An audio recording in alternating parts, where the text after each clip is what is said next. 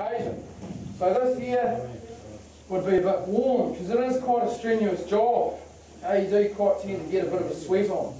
So I'm just going to throw on some overalls. If I was a professional shearer, I would be using double skin denim. So I'd be using a thick pair of jeans. Because shearing all day, you tend to deal with a lot of sheep that have got gorse and thistles and bright, what do you call it, burr in Australia. So try and protect yourself as best you can from these thistles. 8 hours a day around sheep, she gets a bit harsh at times. Flip these on. I've got these other things that I like to wear. These things are called moccasins. Now we wear these for two purposes. Firstly, when you shear sheep, sheep produce a substance called lanolin. And lanolin is a natural grease that comes from the pores of its skin. And the lanolin, after you've shorn a few sheep, they tend to, the board tends to get a bit greasy. And you can't, you tend to slip over a bit. So we put these things on just to get a bit of grip on the board. And of course the other reason I like to wear these is for fashion. As you can see, they are very sexy and they make you feel a bit like Peter Pan. Here we go. Right, so I'm all set. What I've got to do, just procrastinate a bit further. Here we go. Check these things out. Blade shed. Up until about 50 or 60 years ago in New Zealand, this was the main form of shearing. There are still a couple of sheds that use these things these days, but what they used to do is grab a sheep, they'd bring it out onto the board, chop, chop, chop, chop, chop, chop, chop, chop, chop, all day long. Now the average shearer was shearing between 100 and 150 odd sheep with a pair of these, okay, and that was flat out. However, there was an Australian bloke, Jackie Howe. Jackie Howe was his name. 1892, October 1892, in a place called Blackwall in Australia, Jackie Howe shore 321 sheep with a pair of blades. That is quite amazing, superhuman. In fact, the guy was a bit of a freak of nature. In fact, you want to see the right arm, he looked a bit like a lobster, but he was very, very fit. The average shearer loses as much sweat in 8 hours as a marathon runner running a full marathon. And they're doing that 7 days a week when the weather's good. Bloody hard yakka. They tend to lose a lot of fluid, hence the reason they need to do so much fluid replacement in the evening. It's very important. Alright, so eventually we came up with the electric handpiece, and this thing sped things up quite dramatically. With this device, the average shearer now is shearing between 200 and 250 sheep in 8 hours, with the better ones shearing well over 300. If you're doing 300 sheep a day and you're getting paid $1.80 a sheep, you can make some pretty good money out of it. Okay, but once again, boy, she's tough on the back. In fact, they came up with this device in Australia. It's called a hammock spring. Basically, it's a big tensile spring, high tensile spring that comes down from the roof above the shearer, and it's got a little harness on the bottom here. And what they do is they go and grab a sheep, they bring it out onto the board there, step through the harness, and it holds up the lower back as they shear, right? But in New Zealand we just call that soft. Right, we better hook up the gear, so we hook up the gear to the electricity, and this gives us our drive. Here we go. She's all ready to go. So all we've got to do now is invite our sheep out for a haircut. Come on out, girl. Come on out. As you can see, that was a bit of a failure, so I'm going to wander in and give her a bit of a persuading. So it's very easy. We've learned this trick on how to tip these big sheep over. This sheep probably weighs just as much as I do. Just notice that she might have a bit of fly blow. Anyway, it's got to be done, so I'm going to tip her over. I'll turn her head around like so, whip her onto her bottom, okay, and then we drag her out. We make sure the other one doesn't escape at the same time. Here we go. Drag her on out. And look at that. She sits there quite happily, all ready to be shorn. She's been here before. In fact, she's been here every 6 months from the age of about 6 months old for a shearing. So now you're wondering, well, how old's that sheep you got there? So let's just have a look. Oh, look at that. See those big two curlies at the front there? Very young sheep, this one. Probably on the way to 3 years old. Now what happens is as sheep get a bit older, their teeth start to wear down. And it means they can't eat the grass so well anymore. Just like humans, you know, the teeth go. So what happens is when they can't eat the grass, they can't produce all the meat and the wool. So usually before they go downhill too much, we sell them as mutton. We sell them off, and quite often we'll take a whole lot of these older animals, put them onto a big boat, send them over to Australia and sell them as lamb. So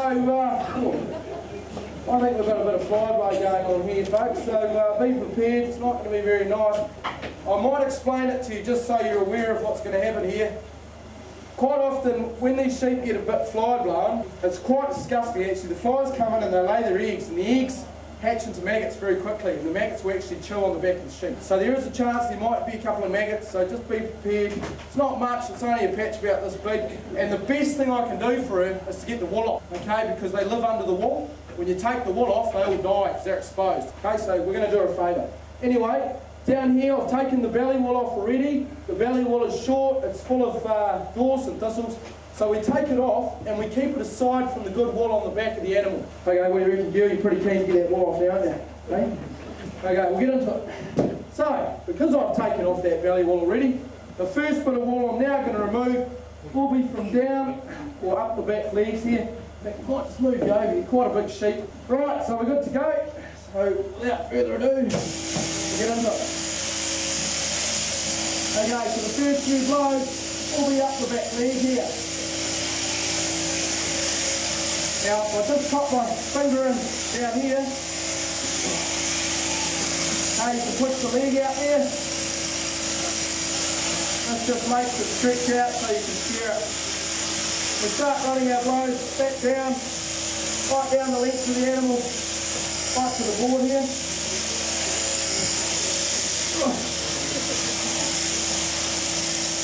As I suspected, there's a little patch of fly blow. We'll get rid of that for her. Oh, big too. Oh, it's only a little one. Fantastic. Not as bad as I thought. Okay, so just as we go down through here, I've got to be a little bit careful.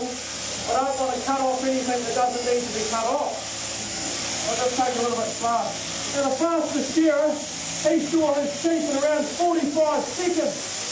But I've just slowed it down a bit to show you how it's done. Couple of blows over the tailbone. Hey, come on, Bill. Right up the back bone there. And now we're going to cover her up in case she's feeling a bit tired. There we go. Okay, up we go. Give her a bit of a haircut here. And then we start working down the side of her face. When we get to there, we're going round behind her ear. And then we go up the neck. And this is generally the hardest blow on the sheep, because you can't see just what your hand's doing underneath all the wool. So you have to go and feel her own. Quite tough wool, this. So we've left it a bit long. This wool should have been taken off a couple of months ago, but the nature of this place is that we have to have sheep to shear for you. So we wouldn't usually be shearing them just at the moment. I'll talk about that a little bit later with you. Okay, so we run a couple of blows down across the brisket here, right down to the belly there. Then we go on to the long blow. Now this is the long blow, and this is generally where I can remove the most amount of wool in the shortest amount of time as I do nice long blows right up the length of the animal here. Feel free to take photos of my arse, everybody. It is very well photographed. Now as long as I hold her head down, it should be alright. Because she's feeling a little bit sore, I'd say, with that fly blow. I've just got to control her, make sure she doesn't get away. And when we get to here, we start running our blows down the other side. Down behind that ear, and then we start rolling her back so that we can get to that brisket wool, peel that off as well. Okay, running her back up. The trick to shearing is you want to be moving at all times. Okay, the more you move, the less chance there is of getting a sore back.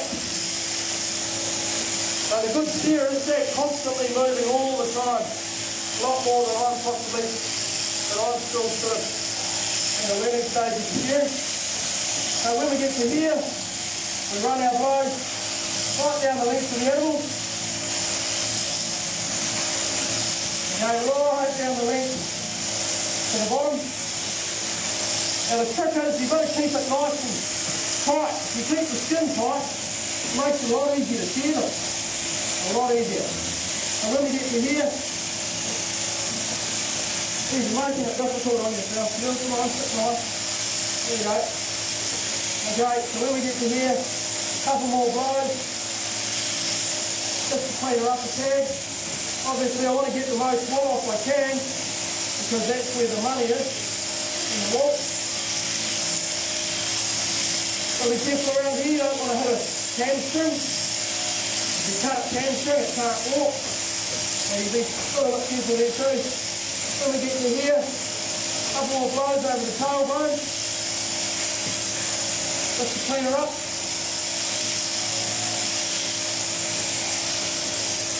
And there you have it, right on cue, a shorn sheep. A very strong shorn sheep. It's just older than the two-tooth, right? So it's a young animal. Got to be careful that it doesn't run away. Now, if you're not into gory sights, then avert your eyes now, because she does have a little patch of fly stripe on her bottom. I don't know if you can see that there, but the best thing we can do for that is to give her a little bit of a solution that we make up for such occasions. I'll just do that while you're there. Just spray a bit of this stuff on, and all this is it's just like a very high concentrated fly spray, and it kills that larva instantly, and within about a day it'll dry up, and we'll still be able to sell her to Australia. So, here's the wool. Check this out.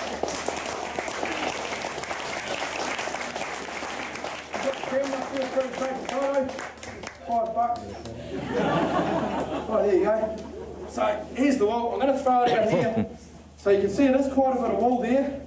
Yeah, not great quality though. It's got a little bit yellow in there, which is the lanolin effect. When the wool gets a bit longer, when it rains, water tends to get in and it discolours the wool. Sometimes you can't actually wash that yellow colour out, so it makes it a little bit sort of low quality, I suppose. Now, a couple of things. Firstly, when we get to this point of the show, quite often people are just wondering, well, now you've taken off your lovely coat, won't you get cold? Well, no, sheep produce a substance called lanolin. You see it on my hands there? It's very greasy.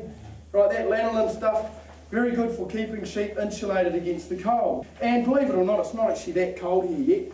Once we get a few good frosts, she gets freezing. Okay? So the sheep will be fine. All those ones I showed you earlier have been shorn in the last couple of days and they're happy as. Now the other question I always get, how do sheep feel when you're shearing them? How the hell would I know? So I got a bit interested, so I went home and looked it up on the internet. And you wouldn't believe it.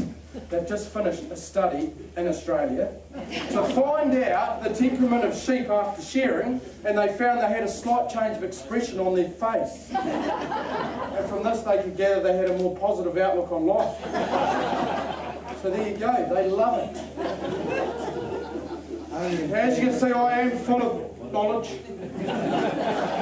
So if you've got any questions, feel free to come up and have a bit of a yarn after the show. Feel free to wander into the gift shop through there. Got a whole lot of products in there. Actually, that's another thing. Do you know that we're what you call a primary producer? So we take the wool off the animal, we put it into a bale, we send it off and we get paid. It's quite simple, really, primary, right? Secondary production tends to happen a lot in China because we can get it done a little bit cheaper than what we can do it in our own country, right?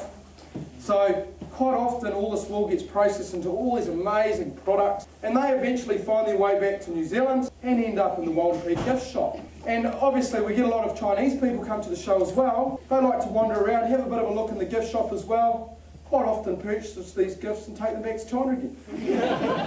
So it works well for everyone. Very good. We thank you for that. Yeah.